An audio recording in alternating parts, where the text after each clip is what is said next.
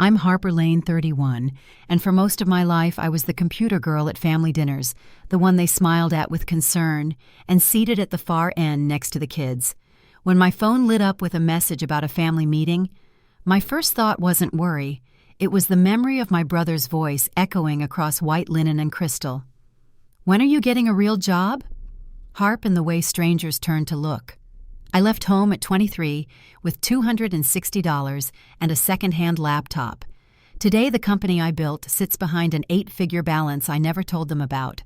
The screen showed 3 lines from "Grandmom needs surgery." "Dad's memory is slipping. Saturday at the house." I stared at the words until my reflection, small and tired, looked back from the black glass, and it felt like the past had walked in without knocking. I said yes to the meeting because family is family, but something inside me shifted as quietly as a lock sliding into place.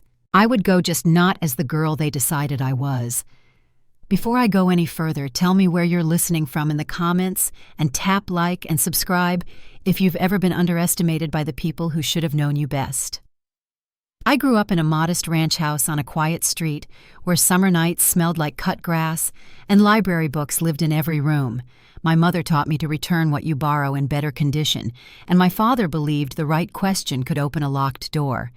We scraped sometimes hand-me-down coats, boxed macaroni on busy weeks, but there was always dignity in the way the table was set and the porch light waited for you no matter how late. I learned to fix old desktops in Dad's office, swapping out fans and memory sticks with a precision that felt like prayer, and I learned to keep my voice even when people talked over it. The values were simple. Do what you said you'd do. Stand up straight and tell the truth, even if it shakes in your throat. Those things stayed with me long after the zip code changed. The new world wasn't glamorous, not at first. It was a studio over a noisy deli in Chicago, a mattress on the floor, and code that unraveled at 2 in the morning until it didn't. Northbridge Cyber grew one contract at a time, more grit than Shine banks that needed patching clinics, that needed protecting a hospital network that called on a holiday because their screens went dark at shift change. I wore the same hoodie for weeks and poured every dollar back into the work-eating takeout at a desk that bowed in the middle. Years later, when AegisNet Systems came calling and the papers were signed, I kept the apartment, kept the quiet routines that had carried me this far, and kept the news to myself. Not out of secrecy, but because saying it out loud to the wrong audience had always come with a price. Back home, the economy looked different, and so did the rules. My brother Grant, the handshake, the watch, the Range Rover spoke fluent boardroom and believed the loudest voice won the hour. My sister Brooke curated her life in neat squares, galas, committees, gleaming place settings that never seemed to chip, and a husband whose business card meant more to our family table than my lines of code ever had. At the country club last time, the jokes about hacking were polite, the pity was not. Brooke slipped me a gift card for interview clothes that night, and I smiled, folded it into my bag, and drove away before dessert. That was the first crack I allowed myself to notice, the way concern can be a velvet glove for control, the way help can come with a spotlight you never asked to stand under. It wasn't anger that followed me home, just a certainty that whatever I built next had to protect the people I loved from that kind of kindness. When Grant's text arrived about Mom's hip and Dad's foggy evenings, I pictured our old maple tree bending over the walkway and the kitchen window glowing the way it always had, and I booked a seat on a regular flight like I always do. Sloane stepped into my office, crisp as morning, with an envelope I hadn't opened yet, and a question I didn't answer. "Are you going to tell them I told her I'd go to Maple Bay and listen first?" And I meant it, but I also asked Mac to clear his Saturday in case I needed him nearby. Not for a scene, not to make a point, but to make sure the conversation we've never been allowed to have could finally take place without being steered back to the same old script. When I zipped my bag that night, I packed jeans that had seen better days and the steadiness my parents taught me, and I left the rest for later. I landed to the kind of Midwestern sky that can't decide between rain and light, walked past the line of black cars, and called a rideshare like anyone else. The house looked smaller than I remembered, but the lemon cleaner in the foyer smelled exactly the same. My mother's smile reached me before her steps did, and my father's eyes cleared when he said my name. There were brochures on the coffee table, already glossy, expensive, full of promises in soft colors, and I made space beside them for my hand. I asked how they were sleeping and what hurt most by afternoon, and whether the stairs had become too long lately. In the kitchen, voices rose and fell over schedules and costs, and what I could reasonably manage as if the end had been decided, and my line was to sign near the sticky note. I kept my face easy and my answers short, the way you do when a storm is nearby but hasn't broken. Later upstairs, I sat on the edge of my old bed under a row of faded ribbons and called Sloan with the door closed, and we talked softly about dignity and timing and how a life can pivot in a single conversation. Down the hall, laughter rose, once, then stopped, and I realized how much of our family language depended on who held the pen. I took a breath, set my phone on the nightstand, and watched the ceiling until the lines of it steadied the lines inside me. And the next morning, when the family meeting began at 9 sharp, and Grant opened his laptop to the first slide, I knew exactly where my voice would begin. The morning of the family meeting began with the smell of fresh coffee drifting from the kitchen and the sound of papers shuffling in the living room. When I walked in, glossy brochures were spread across the table like oversized playing cards. My brother was standing in front of the television, his laptop connected to the screen. The title slide glowed in large letters, Lane Family Care Plan. He straightened his tie, cleared his throat, and began as if he were leading a board presentation. "Thank you for being here," Grant said, clicking to the next slide. "After months of research, we've identified the best continuing care communities for Mom and Dad. The top option is Lakeside Pines." On the screen, smiling seniors appeared in manicured gardens. The words, full-service exclusive and award-winning, filled the margins. I took a seat beside my parents on the couch. My father's shoulders slumped as he studied the carpet while my mother pressed her lips together and folded her hands in her lap. Brooke leaned forward, her planner open, neat notes filling the page. "We toured Lakeside last month. The dining hall was excellent, and the activity calendar is full. Mom especially liked the library." She glanced at my mother, who nodded slowly, though her eyes flickered toward my father as if unsure. "Remember, Dad?" "The room with all the windows?" Brooke asked brightly. My father hesitated, confusion in his eyes. "We did." His brow furrowed, searching for a memory that wouldn't come. Brooke placed a gentle hand on his arm. "Yes, the library," she said, her voice lilting with the patience people reserve for children. I felt my jaw tighten. From my chair, I noticed a folder partly hidden beneath the brochures. The corner of a report was visible, my father's neurologist's handwriting outlining early-stage decline. It wasn't just forgetfulness. My mother's file was there, too, mentioning more extensive surgery than had been discussed. The knowledge settled in my chest like a weight. They weren't telling the full story, not even to Mom and Dad. Grant clicked through more slides discussing fitness centers and shuttle buses. He spoke with the confidence of someone used to being listened to. Now the financial side, he said, moving to a chart divided into neat percentages. "The monthly cost at Lakeside comes to $15,800. Brooke and Evan will cover 36%, I'll take 52%. That leaves 12% for Harper." His eyes found mine, his smile practiced. "That's about $196 a month." Before I could respond, Brooke added quickly, "But we know things are tight for you. We can adjust your portion down to $600 and have you help by visiting more often instead." She smiled as if offering a kindness, her words soft but unmistakably patronizing. I set my cup down carefully on the coaster. The decision was already made, the roles already cast. They had chosen the facility, divided the money, and given me my part, a token contribution and time on weekends. No one had asked what I thought what I might offer. I looked at my parents. My mother's shoulders sagged, her hands gripping her cane. My father stared at the screen as if the numbers might rearrange into something he understood. They weren't part of this plan either. It was being done for them, not with them. What if I had a different suggestion? The words left my mouth before I'd planned them. Grant chuckled, shaking his head. "Unless you won the lottery, little sister, I think we've covered the viable options." His tone was dismissive, the same tone I'd heard my entire life when the subject was me. Brooke laughed lightly, exchanging a glance with her husband. "We just want to be realistic." The conversation pressed on without me, their voices rising and falling around projected schedules and weekend visits. I slipped my phone from my pocket and checked the time. 23 minutes had passed. The distant thrum of helicopter blades would be reaching the edge of town soon. I stood quietly, excusing myself to the porch. Morning sunlight streamed through the maple tree my father planted when I was born. Its leaves rustled with the rhythm of the approaching sound. I dialed Sloane's number and spoke softly. "It's time." Inside, my siblings continued discussing transportation logistics. I walked back into the room and moved to kneel in front of my parents. "Mom, Dad," I said gently, my voice steady. "What do you want for your care?" The room fell silent. Grant stopped mid-sentence. Brooke's eyes darted between us, uncertainty flashing across her face. My mother looked at my father, then at Grant, as though searching for permission.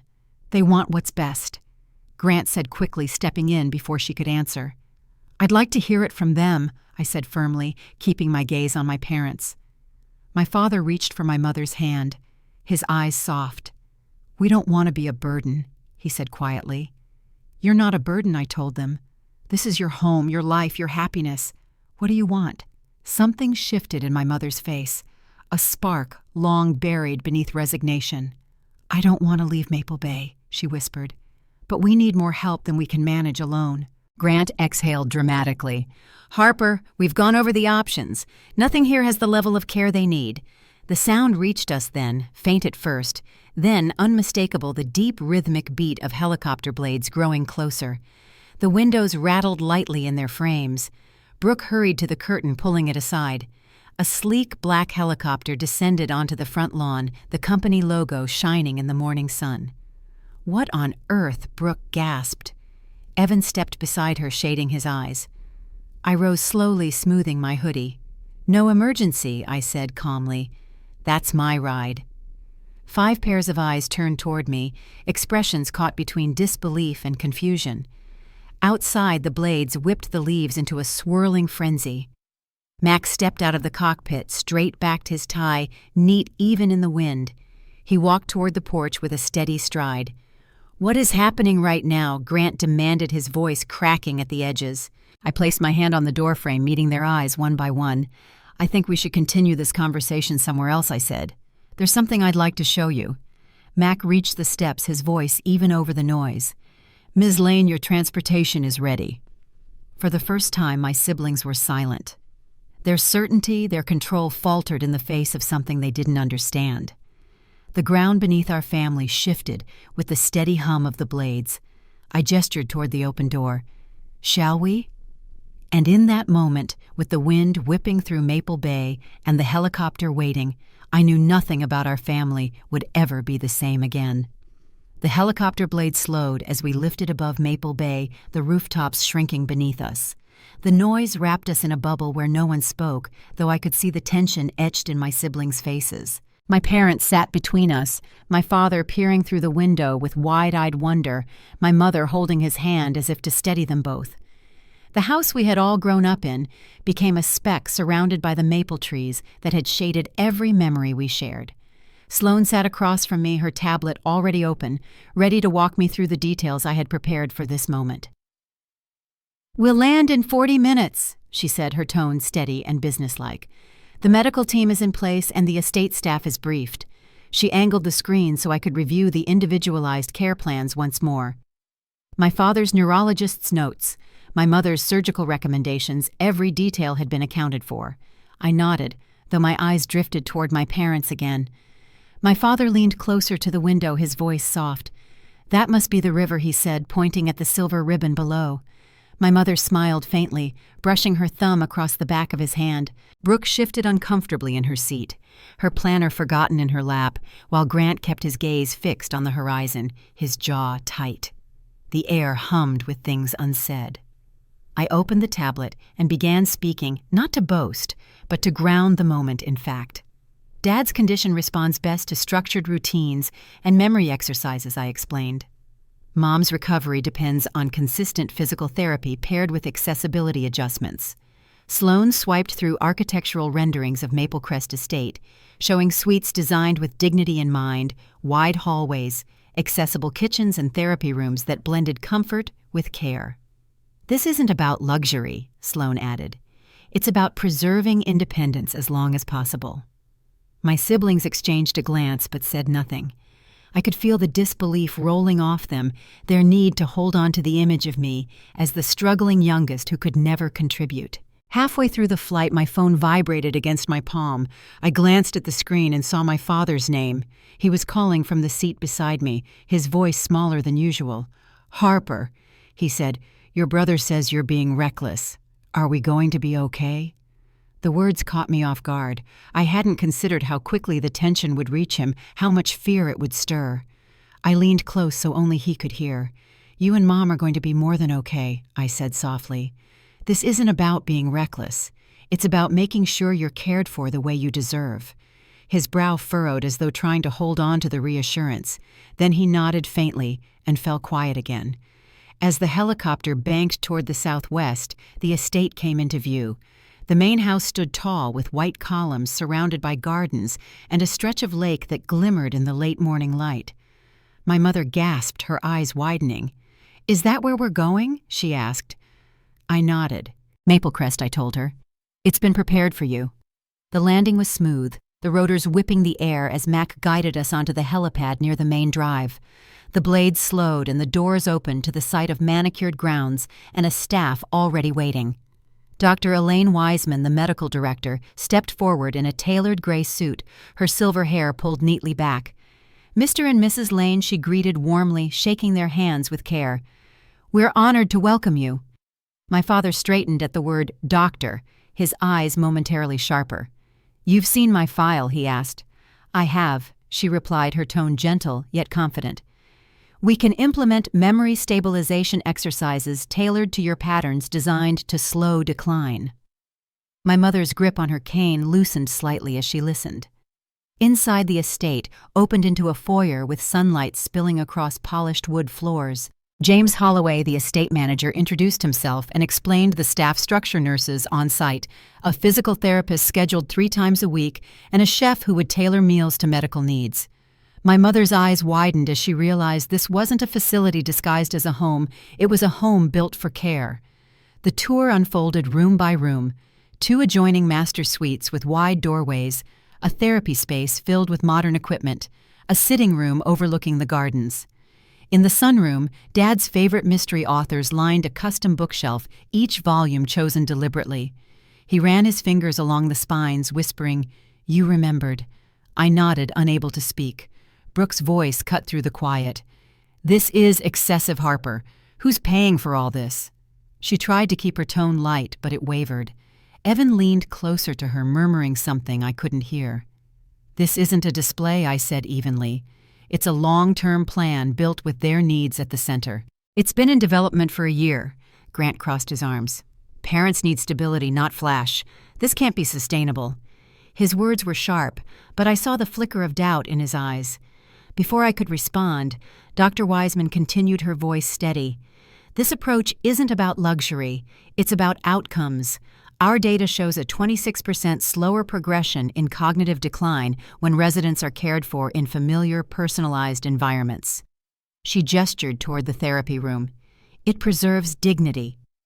My parents listened intently, torn between the comfort of their children's confidence and the quiet authority of the doctor standing before them. I caught Sloane's eye from across the room. She gave a subtle nod. It was time to address the doubts directly. "Dr. Wiseman, would you mind showing Mom and Dad the gardens?" I asked. She smiled and offered her arm to my mother. "Of course. We've created sensory stations designed for memory stimulation, herbs, flowers, familiar scents." My parents followed her through the French doors, their steps slower but lighter. As soon as the doors closed, I turned to my siblings. "Let's talk in the library," I said quietly. Brooke hesitated, then followed, her arms crossed. Grant trailed behind his shoulders, stiff. The library's wood-paneled walls and heavy table absorbed the tension as we sat facing each other. Sloane placed a leather portfolio in front of me filled with trust documents, bank records, and acquisition papers. I opened it, the weight of years pressing on the moment. Grant leaned forward, his tone sharp. "What's really going on here, Harper? You can't possibly afford this. Are you borrowing money? Is this another one of your stunts?" Brooke added, her voice brittle. You've chased one scheme after another. Apps, crypto security startups. Now suddenly you have a helicopter and an estate. What are we supposed to believe? Their words echoed years of dismissal of assumptions spoken aloud at every family dinner. I placed my hand on the tablet, ready to project the truth onto the monitor mounted on the wall. But before I could speak, the door opened behind me. My parents stood there, my mother leaning on her cane, my father's eyes clouded but alert. "Why are you children angry?" he asked, his voice wavering. "What's happening?" The sight of them tired, uncertain, caught in the middle was the reminder I needed. This wasn't about winning, it was about making them see. I tapped the screen, and the acquisition announcement filled the wall. Aegis Net Systems acquires Northbridge Cyber for $64.8 million. Founder and CEO Harper Lane named Senior Vice President of Security Architecture. My name was there in bold, undeniable. The silence that followed stretched across the room like a held breath. My father stepped closer, his finger tracing the letters of my name. "This is real," he whispered. "Yes, Dad," I said softly. "It's real." The truth had finally entered the room, and nothing could push it back out. And as the weight of it settled, I knew the next words spoken would decide whether this moment broke us further apart or began to stitch us back together. The library fell into silence as the words on the screen sank in. My father stood inches away, his fingertip hovering above my name, tracing the letters as though they might vanish if he blinked. My mother's cane tapped once against the wood floor, steadying her as tears filled her eyes. Brooke sank into one of the leather chairs, her hands clasped so tightly, her knuckles turned pale while Grant remained standing, his arms folded across his chest, though his shoulders had lost some of their stiffness. "You built this?" my father asked, his voice fragile, almost incredulous. I nodded. "Yes. From nothing." My mother wiped her cheeks, her gaze never leaving the glowing wall. "All these years we never understood what you were doing." Her voice cracked, quiet but firm. "We thought it was a hobby." Grant shifted his weight, moving uncomfortably from one foot to the other. His usual quick responses didn't come. He stared at the floor for a long moment before finally speaking. "This changes things." "Not everything," I replied softly. "Mom still needs surgery. Dad still needs care. You both have your lives, your work, your commitments. The difference is now we can talk honestly about what's possible." The tension hung there, thick and heavy. Then my father's eyes sharpened clearer than they'd been all morning. "You did all this yourself. No one helped you." His tone carried the weight of decades of comparisons, of doubts, of underestimating glances. "I had a team," I answered, meeting his gaze. "But yes, I built it. Brick by brick, line by line, late nights on a mattress on the floor. Every piece was mine to carry." Brooke's eyes glistened. She twisted her wedding ring nervously, as if the motion itself could anchor her. "We measured everything by titles and appearances," she murmured more to herself than anyone else. "We never saw what you were actually building." My mother moved closer, pressing her hand into mine. "We failed you," she whispered, her tears now falling freely. "We told you to be realistic when you were chasing something bigger than we could understand." The dam had broken. Grant's voice cracked as he sat down heavily across from me. "Half the time I feel like I'm drowning," he confessed, staring at the table. "Board meetings, networking dinners, a house I can barely stand to live in. It's all performance. I needed you to fail Harper, to prove I chose the right path, to validate every sacrifice I made." His admission hung between us, raw and unpolished. Brooke finally spoke, her voice barely above a whisper. "Evan and I have been in counseling for 8 months. I show up at galas and charity dinners smiling, but I've been empty inside. I was afraid to say anything because everyone expected me to keep it together." My father looked between us, his expression torn between pain and pride. "We compared you children like trophies," he said, his voice hoarse. "We thought success meant what you could show, what people could see. That was our mistake, not yours." The words struck deep. My mother squeezed my hand tighter, her tears falling onto the polished table. "We were blind, Harper. We thought we knew what was best for you, but we only ever measured you against them." For a long moment, no one spoke. The air in the library carried both grief and release, decades of assumptions unraveling in a single conversation. Sloane stepped forward, her voice calm but unwavering. "I've watched Harper build everything from nothing," she said, addressing my siblings directly. She slept on office couches, turned down easy money when it wasn't right for her team, and poured herself into work that now protects some of the largest institutions in the country. Grant rubbed his temples, his eyes closed. "You've been living below your means this whole time," he muttered. "Why? Because success isn't what you own," I said quietly. "It's building something that matters." The silence that followed was different now.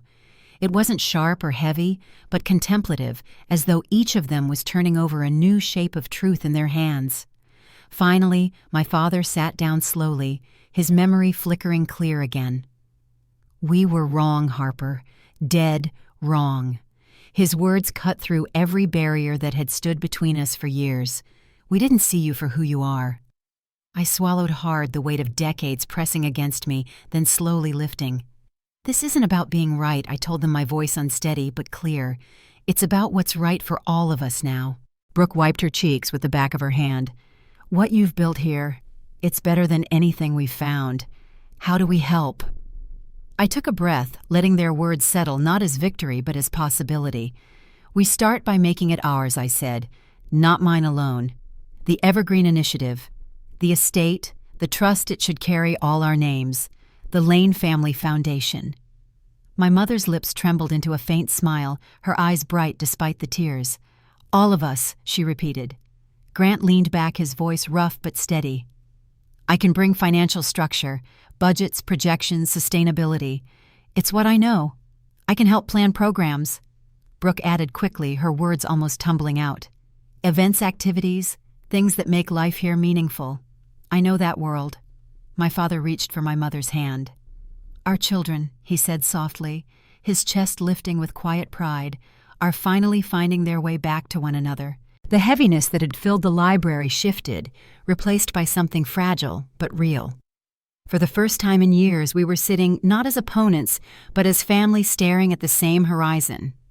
Sloane glanced at me, her expression carrying the weight of everything unsaid. We had arrived at the moment I had been preparing for all along, not to prove myself, but to bring them here to this table, ready at last to begin again.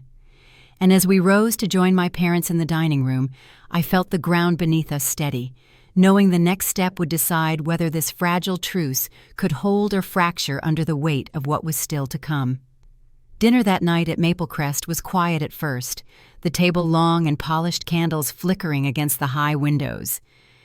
My parents sat at the head, their faces softened by the glow, while the rest of us took our places along the sides.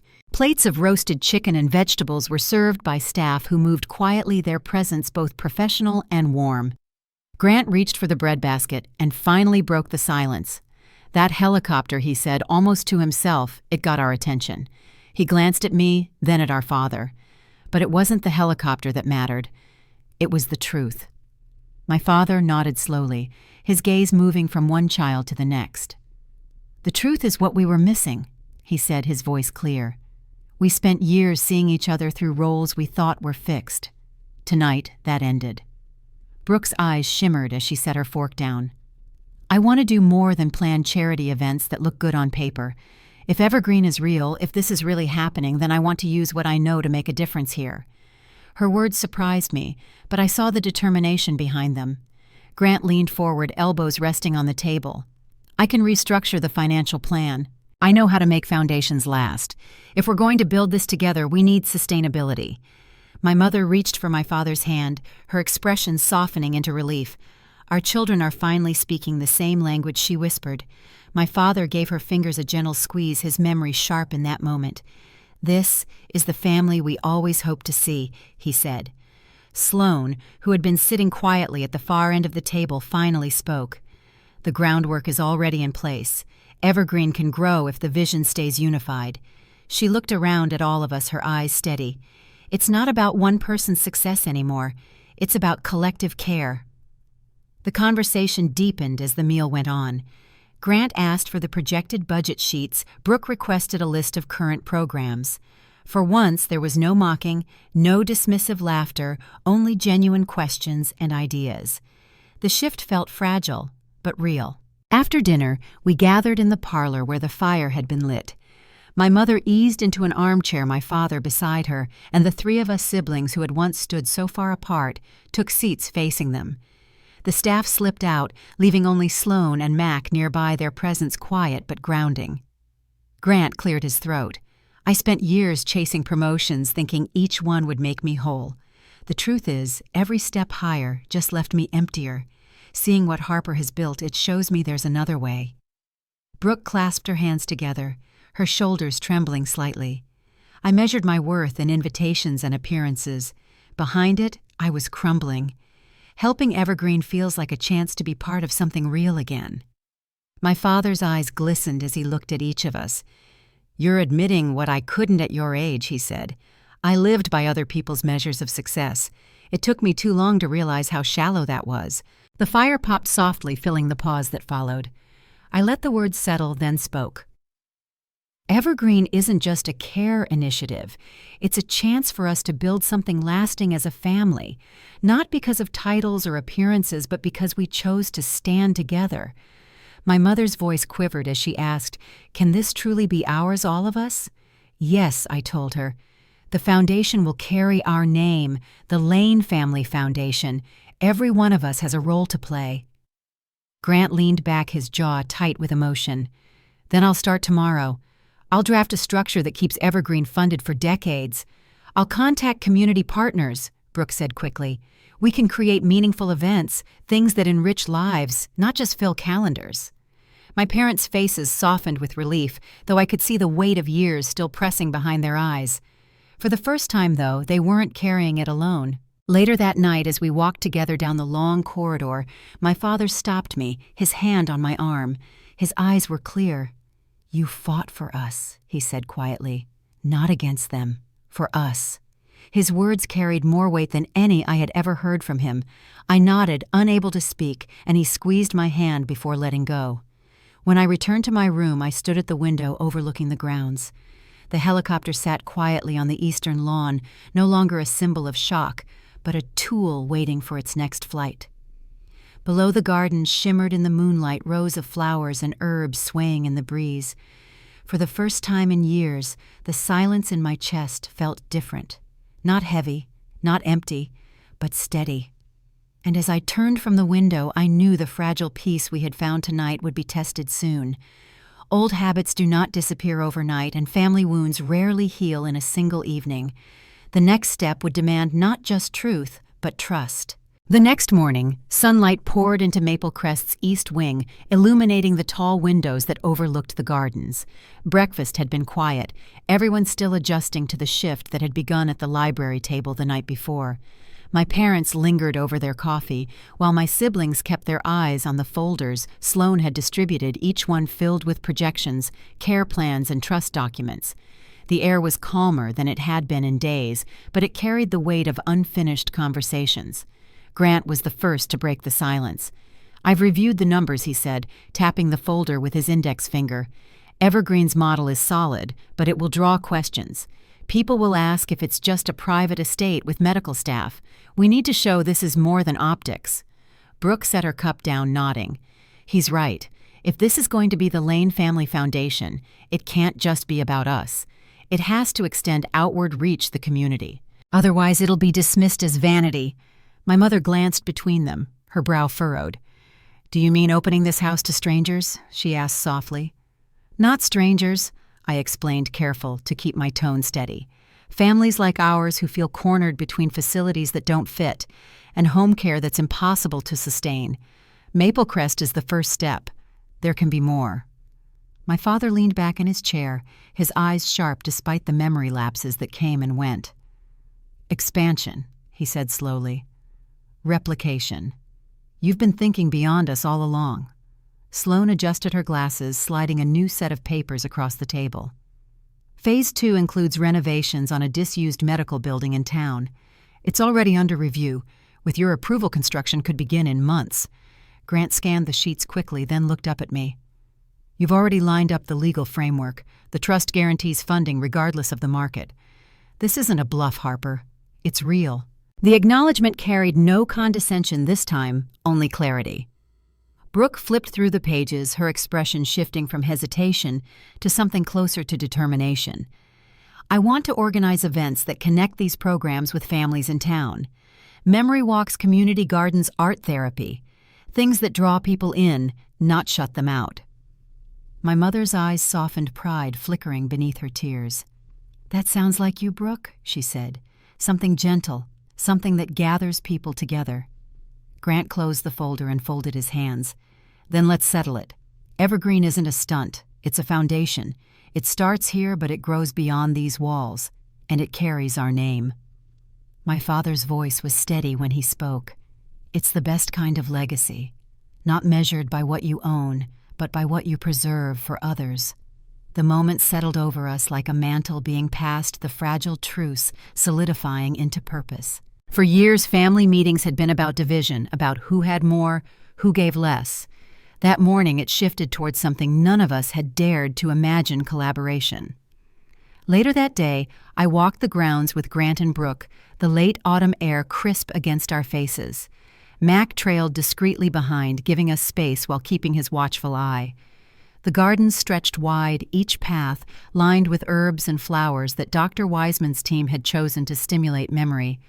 My father had already spent time among them, naming the plants he recognized, holding on to each word a little longer than usual. Grant kicked at a pebble along the path.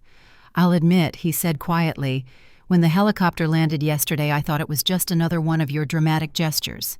But sitting here seeing the systems in place, it's undeniable." He paused, looking at me.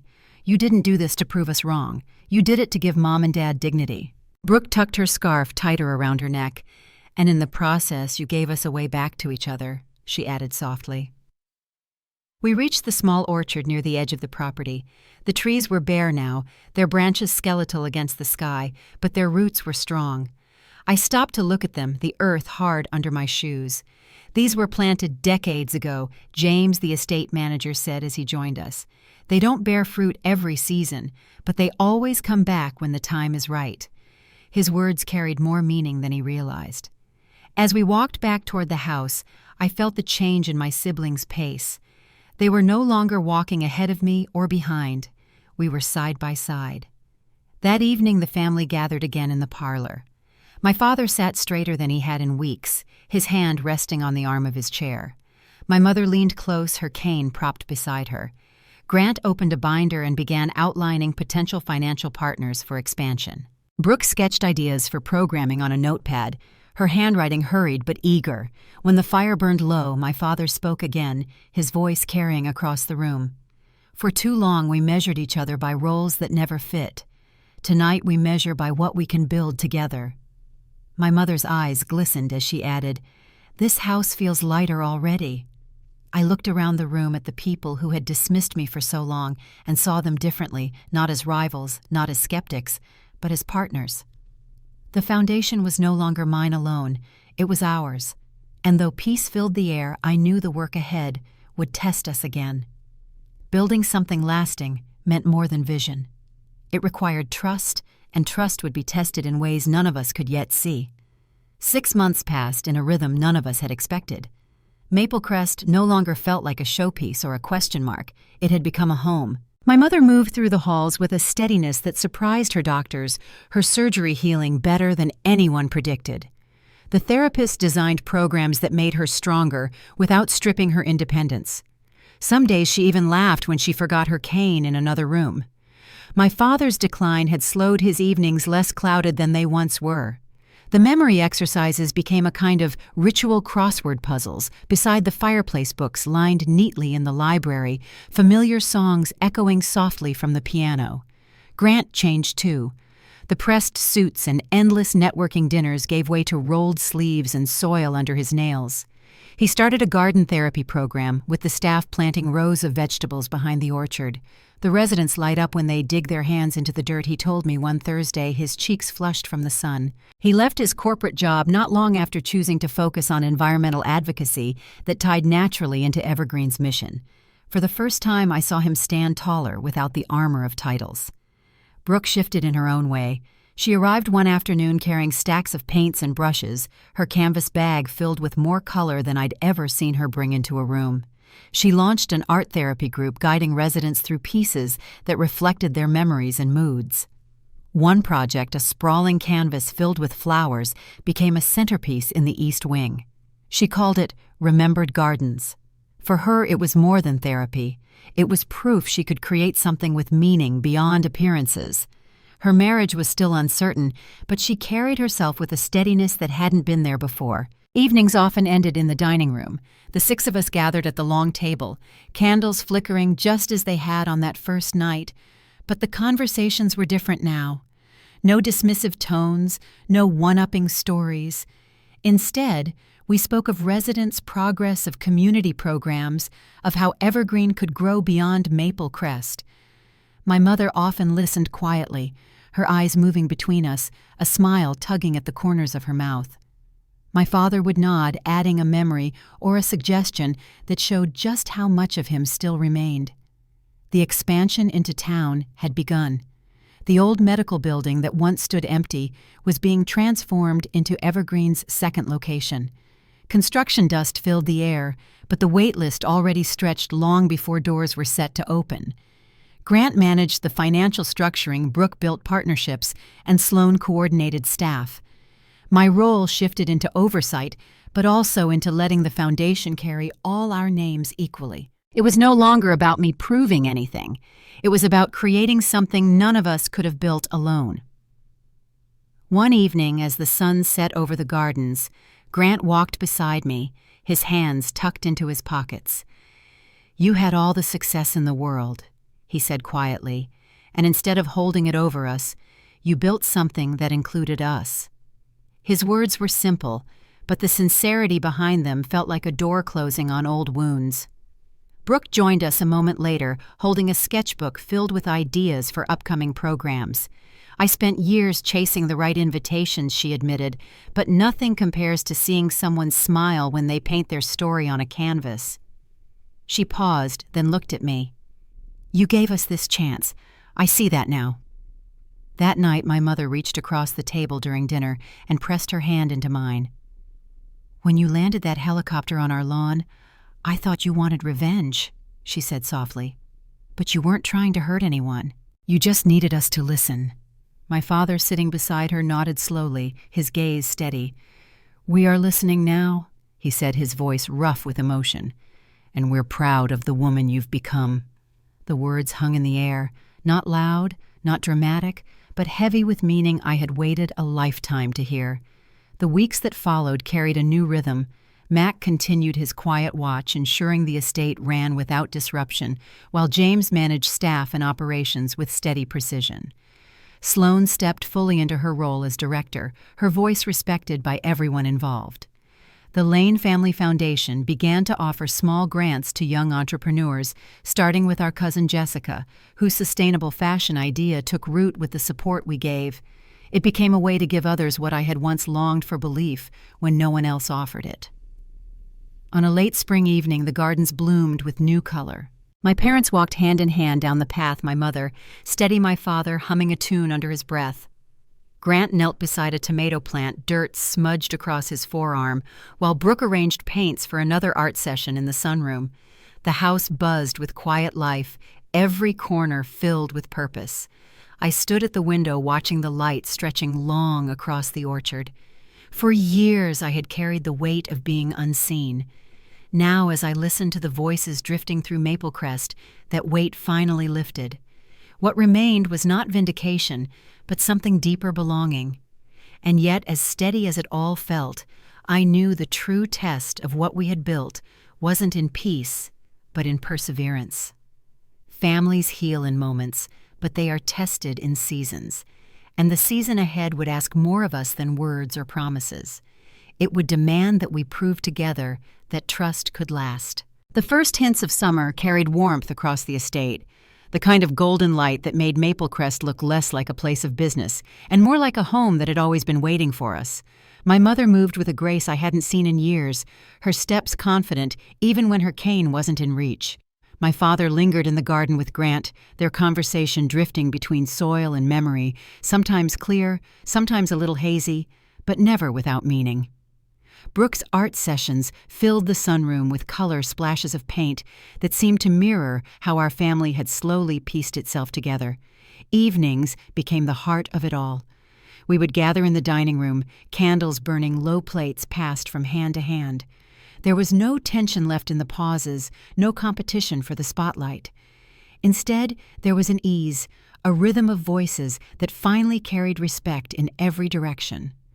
My mother often sat quietly, her smile soft, her eyes brighter than I remembered.